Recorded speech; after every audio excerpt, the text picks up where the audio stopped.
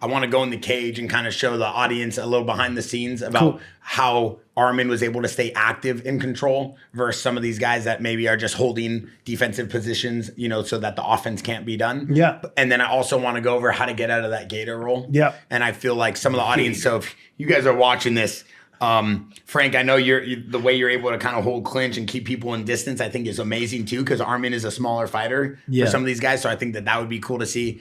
If Arman and Ilia end up fighting TJ, though, I want to end with this. What is the keys to success for Arman to beat a guy like Ilia?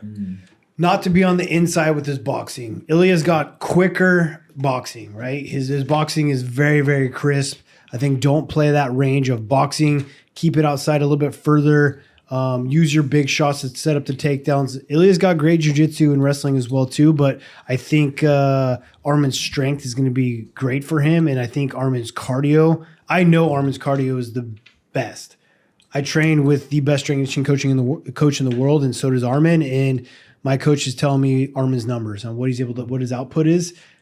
He's got the best cardio in the game.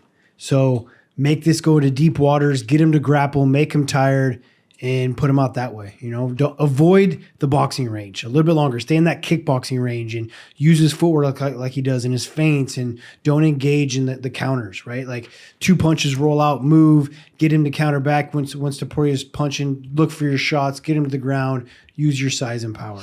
And then Frank, we'll sign off with this. Can you kind of break down to the audience how you would approach fighting for a title? Like if you knew your fighter was a boxer, if your fighter that you were going against was a wrestler, like how would you put together the camp? How would you put together the game plan to defeat him? Yeah, well, I mean, we can use Tito as the example because he was like the last kind of poor guy, you know.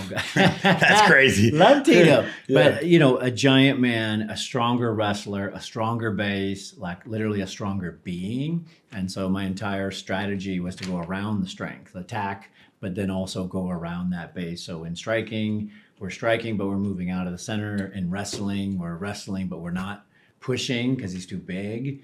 And so it was really wrestling around that base. And the whole strategy was to either catch him in 30 seconds or ride him like a horse until he shit himself.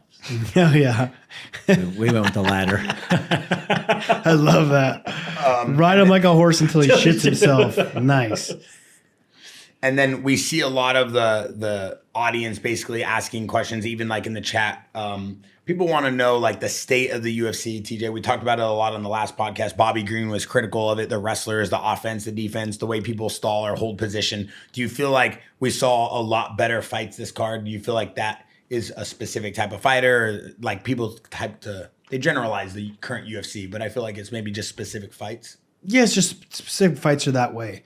And until guys can get good enough and like have enough confidence to create a scramble that guys can't lay and pray, it's also the guy's fault on bottom, right? Yes, the guy on top is getting the win and he's doing it safe, but it's also the guy's on bottom's fault that he doesn't create a scramble. Like, you ain't holding me down. I don't give a fuck. Like, you take me down. I agree with that. I'm getting out. Yeah. Why, Frank? Break that down. Because it's a show. It's a game. Yeah. And so if one guy is just going to hold you but not hurt you, then your job is to defeat that and make a game. Because that you hold me down, it doesn't matter. If you hold me down and punch me, now we got a game. Yeah.